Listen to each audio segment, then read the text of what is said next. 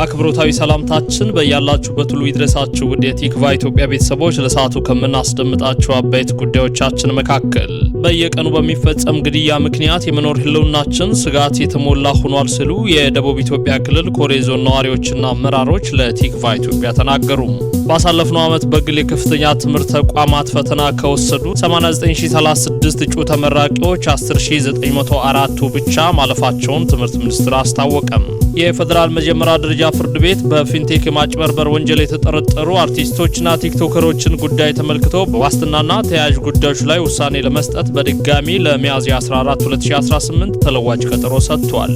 በእስራኤልና ሊባኖስ መካከል በአሜሪካ አማካኝነት የ10 ቀናት ተኩስ አቁም ተደርሶ ከትናንት ሌሊት ጀምሮ ተግባራዊ መሆን ጀምሯል።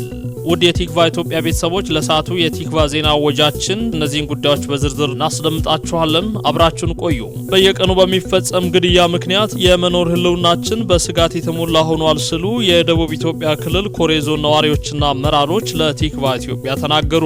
ቃላቸውን ለቲክቫ ኢትዮጵያ የሰጡ የኮሬ ዞን ጎርካና ሳርማሌ ወረዳ ነዋሪዎች ከ2009 ጀምሮ ባለፉት ዓመታት ዞኑን ከሚያዋስነው የምዕራብ ጉጂ ዞን በኩል የሚነሱ ታጣቂዎች ጃሎና ዶርባዴ የተባሉ ሁለት ቀበሌ ነዋሪዎችን ሙሉ በሙሉ ሲያፈናቅሉ የንጹሃን አርሶ አደሮች በየእርሻ ማሳቸው መገደል፣ የከብት ጠባቂዎችና መንገደኞች ላይ በየጊዜው የሚደርሰው ሞት አለመቆሙንና በትናንትናው ዕለትም 2 ወጣቶች ሲገደሉ 2 ወጣቶች ደግሞ በጥይት ተመተው በሕክምና ላይ ስለመሆናቸው ተናግረዋል። ነዋሪዎቹ እንደገለጹት በአካባቢው ለዓመታት የዘለቀው ይሄ ጥቃት በከፍተኛ ሁኔታም ህዝቡን ማስመረሩንና መንግስትም እልባት መስጠት አለመቻሉን ገልጸዋል።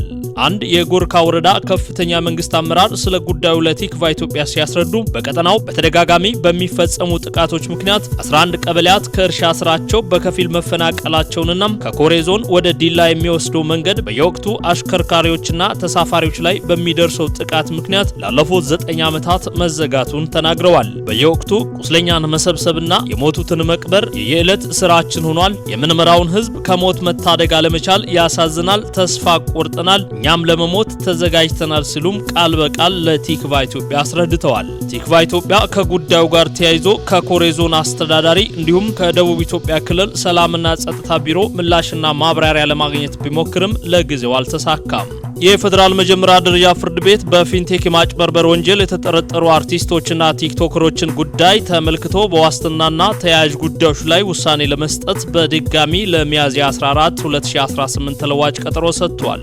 መርማሪ ፖሊስ በችሎት የወንጀሉ ድርጊቱ ስብስብነትና ስፋት ከፍተኛ መሆን፣ የተጭበረበረው የገንዘብ መጠንና የተጎጂዎች ቁጥር መበራከት፣ ቀሪ ምስክሮችን ለመስማት መሻት፣ የሰነድ ማስረጃውን ለማሰባሰብ ጊዜ እንደሚያስፈልገው በመጥቀስ ተጨማሪ 14 ቀናት ጊዜ ቀጠሮ እንዲሰጠው ፍርድ ቤቱን ጠይቋል። የተጠርጣሪዎች ጠበቆች በበኩላቸው ተጠርጣሪዎቹ በህዝብ ዘንድ የሚታወቁና ቋሚ መኖሪያ ያላቸው በመሆኑም አይሰወሩም ያለ ሲሆን የጤና እክል ያለባቸው እንዳሉም በመጥቀስ በውጭ ሆነው ጉዳያቸውን ቢከታተሉ የራሳቸውን ሆነ መደበኛ መተዳደሪያ ስራቸው ላይ ታሳቢ እንዲደረግላቸው ጠይቀዋል። የፌደራል ከፍተኛ ፍርድ ቤት የግራ ቀኙን ክርክር ካዳመጠ በኋላ ውሳኔ ለመስጠት ሚያዝያ 14 ቀን 2018 ዓ.ም ተለዋጭ ቀጠሮ መስጠቱን ሸገር ኤፍኤም 102.1 ሬዲዮ ጣቢያ ዘግቧል። ባሳለፍነው ዓመት በግል የከፍተኛ ትምህርት ተቋማት ፈተና ከወሰዱ 89036 እጩ ተመራቂዎች 10904ቱ ብቻ ማለፋቸውን ትምህርት ሚኒስቴር አስታወቀም። 8646 ተማሪዎች ሌላ ሰው እንዲፈተንላቸው ሲሞክሩ ተይዘው ውጤታቸው ተሰርዟል። ቅሬታ ያለው አሁንም መስተናገድ ይችላል ሲል የፈተናዎች አገልግሎት አስታውቋል። በሰኔ ወር 2017 ዓ.ም የቅድመ ምረቃ የመውጫ ፈተና ከወሰዱ 93000 የሚጠጉ ከፍተኛ ትምህርት ተቋማት ተፈታኞች ያለፉት 55.5% ብቻ መሆናቸውን ትምህርት ሚኒስቴር አስታውቋል። በሌላ በኩል በግል የከፍተኛ ትምህርት ተቋማት ፈተና የወሰዱ 89036 እጩ ተመራቂዎች ሲሆኑ ያለፉት 10904 ወይንም የተፈታኞችን 12.5% ብቻ መሆናቸውንም ገልጸዋል። ሪፖርቱ እንደሚያመላክተው በግል ተቋማት ብቻ ከ78000 የሚበልጡ ተፈታኞች አለማለፋቸው ነው። በሌላ በኩል በ2018 አጋማሽ የመውጫ ፈተና ለመውሰድ ከተመዘገቡ 236317 ተማሪዎች መካከል የተፈተኑት 213675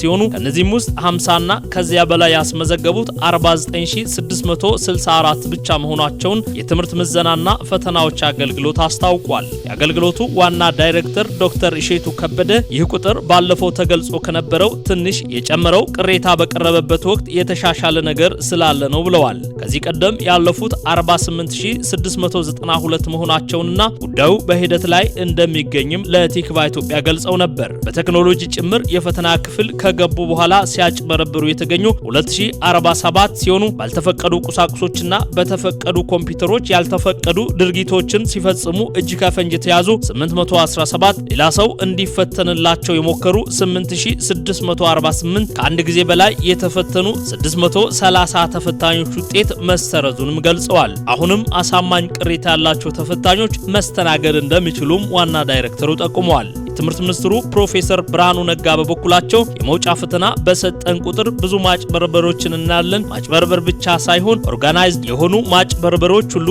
እየታዩ ነው ብለዋል። ጉዳዩ ገና ብዙ ትግል የሚፈልግ ነው ያሉት ትምህርት ሚኒስትሩም አንዳንድ ጊዜ በተደራጀ መንገድ የዩኒቨርሲቲ ሰዎች ከተወሰኑ ሌሎች ሰዎች ጋር ሆነው ተጋግዘው ተማሪዎች ፈተና ሳይገቡ በተማሪ ኮዶች እየገቡ ሌላ ሰው እንዲፈተንላቸው የማድረግ ሁኔታዎች መኖራቸውንም ገልጸዋል። የዩኒቨርሲቲ መምህራን ጭምር በዚህ እኩይ ተግባር እንደሚሳተፉ የገለጹት ትምህርት ሚኒስትሩ ተማሪዎችን ለማስኮረጅ የሚፈቅድ መምህር አይደለም፣ ከዩኒቨርሲቲው ከትምህርት ሴክተሩም ጠቅላላ መውጣት አለበት ብለን እርምጃ እየወሰድን ነው በማለት የታሰሩም ስለመኖራቸው ተናግረዋል።